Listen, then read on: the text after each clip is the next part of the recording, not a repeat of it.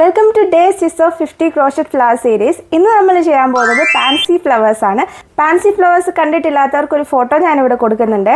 One of my favourite flower ആണ് pansy. നമ്മൾ വിചാരിക്കും ഏറ്റവും റൊമാൻറ്റിക് ആയിട്ടുള്ള ഫ്ലവർ റോസസ് ആണെന്ന്. എന്നാൽ ഹിസ്റ്ററി പരിശോധിച്ചാൽ നമുക്ക് മനസ്സിലാവും പാൻസി ഫ്ലവേഴ്സ് ആണെന്ന്. മിഡിലേജ് പീരീഡിലൊക്കെ വിശ്വസിച്ചുകൊണ്ടിരുന്നത് നമുക്ക് ഒരാളെ ഇഷ്ടമുണ്ടെങ്കിൽ അവർക്കൊരു പാൻസി ഫ്ലവർ കൊടുത്തു കഴിഞ്ഞാൽ അവർ നമ്മളെയും തിരിച്ച് ഇഷ്ടപ്പെടും എന്നായിരുന്നു.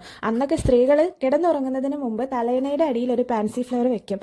അപ്പോൾ നമ്മുടെ ഫ്യൂച്ചർ ഹസ്ബൻഡിനെ സ്വപ്നം കാണാൻ എന്ന് അവർ വിശ്വസിച്ചു. വിക്ടോറിയൻ കാലഘട്ടത്തിലാകട്ടെ പൂക്കളൊക്കെ ഓരോരോ മെസ്സേജസ് ആയിരുന്നു സിംബലൈസ് ചെയ്തിരുന്നത്. അതിൽ ഏറ്റവും പ്രധാനപ്പെട്ടത് പാൻസി ഫ്ലവേഴ്സ് ആയിരുന്നു. നീല വസ്ത്രത്തിലോ പാൻസി ഫ്ലവർ വെച്ച് കഴിഞ്ഞാൽ അതിനർത്ഥം ഞാൻ നിന്നെ കുറിച്ച് ഓർക്കുന്നു എന്നാണ്. പ്രണയം വിലക്കപ്പെട്ട പല ലവേഴ്സും പബ്ലിക് ഇവന്റ്സിനൊക്കെ പോകുമ്പോൾ ജസ്റ്റ് ഒരു പാൻസി ഫ്ലവേഴ്സ് മുടിയിലോ ഡ്രസ്സിലോ വെച്ച് പോകും. അപ്പോൾ മറ്റാൾക്ക് മനസ്സിലാവും നമ്മളെ എപ്പോഴും അവർ ഓർക്കുന്നുണ്ട്. ഇത്രയും റൊമാൻറ്റിക് ആയിട്ടുള്ള ഒരു ഫ്ലവറിനെ എങ്ങനെ നമ്മുടെ ഫ്ലവർ സീരീസിൽ ഉൾപ്പെടുത്താതിരിക്കും?